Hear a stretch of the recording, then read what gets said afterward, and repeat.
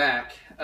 We're here today. I'm going to go over on how to change a bike tire because it's something that every cyclist will experience while they're on the road. So it's not really a matter of if you experience a flat, it's a matter of when. So we're going to go through, I'm going to show you all the ins and outs, how to change it so you can get back on the bike and back on the road. So what I got here is I got my front wheel off my bike. This is just a regular 700 by 23 size tire. And then most commonly what most cyclists use is they have this little bag. This one particularly that goes underneath my seat and behind it. And inside of it is what's going to carry all of your flats, or your materials for your flats. So here I have a spare tire, a valve, a 16-gram cartridge, CO2 cartridge, and a tire lever. So these four things here is what we're going to need to change this. So now that you see everything that I have, let's get started. Alright, so my first step is I'm going to take this tire lever, I'm going to peel back the tire a little bit and insert the lever underneath the bead of the tire so it will come off the rim. You see it overhanging there slightly. And with the tire lever, I'm just going to work the bead off of the rim. You can see it overhanging. I'm just going to go around on all sides and remove the bead of the tire from just one side of the wheel. We just need one side off so we have access to the flat tube that is inside of it there. Now that I have one side of the tire off of the rim, I'm going to find the valve. I'm going to peel the tire back a little bit and push the valve up through the rim so that I can take the flat tube off. I'm going to kind of peel it off and then just completely take the flat tire off of the rim so I can put my new one on.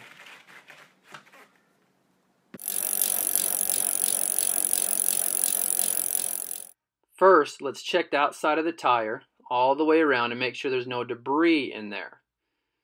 All the way around, and lucky in my case, it's good.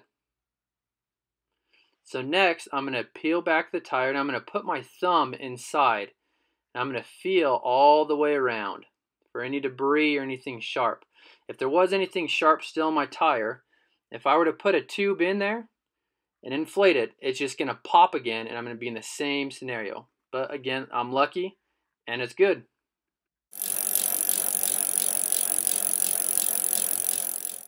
So now that I know there's nothing sharp in my tire, I'm going to take my spare tube, I'm going to open it up, and you can see how it's flat and just doesn't really hold a shape. It looks like wet pasta, and we don't want to insert that in there because the tube can twist. So what I'm going to do is I took the cap off, and I'm just going to put a breath of air into the tube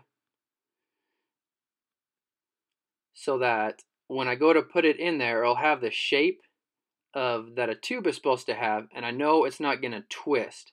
If I were to put the tube back on and there was a twist in it and then I inflated it, it's going to cause the tube to blow up. So now that my tube is slightly inflated, I'm going to look for the hole in my rim so I can put the valve of the tube back in there and start putting the tube back inside the tire. So what I'm doing now is I'm just taking off, there's a small washer that's on the stem, so you can just take that, throw that aside. We don't need that. So I'm going to insert the stem back through, and I'm going to start, and I'm just going to work the tube back inside the tire. Now, this part can be a little tricky because oftentimes when you're working the tube inside the tire, it'll want to start slipping out onto the left and to the right of your hands. And so you just kind of go around. You can see I'm using my pinkies to slightly push, but not jam, slightly push the tube inside the tire. Now that I got the tube back inside the tire, I'm going to start working the bead of the tire back onto the rim. And instead of using the tire lever for this, which can oftentimes damage the bead when you slide it back onto the rim, I'm just going to work it with my hands here. So you can see as I'm going along, the tube is wanting to kind of slide back out. But again, I just use my pinkies to push it back up inside the tire, making sure that I don't jam it in there, which can cause it to have a bulge or a twist. and that would just escalate all my problems. So I just go around, and then when you're starting to get to the end, it's going to get pretty tough to slide it back on, but it doesn't take a lot of pressure to be able to work the tire back on and slip that bead back in. You can see here, right there, I got it on. Everything looks good.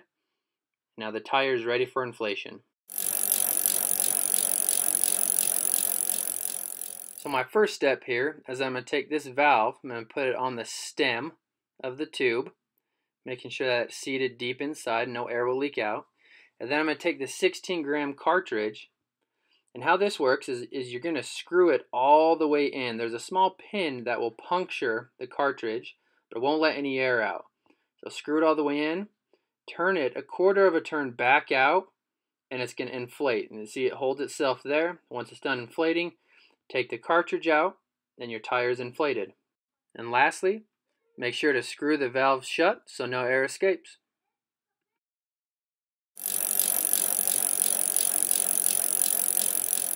The last step in the process is I'm going to go around my tire and look at where the bead meets the rim, making sure there's no bulges or deformities. Make sure to do it on both sides of the tire. If there are deformities or bulges anywhere, you need to let the air back out of the tube, fix the tube, and then reinflate it. But if everything looks good, then you're ready to put your wheel back on your bike and get back on the road.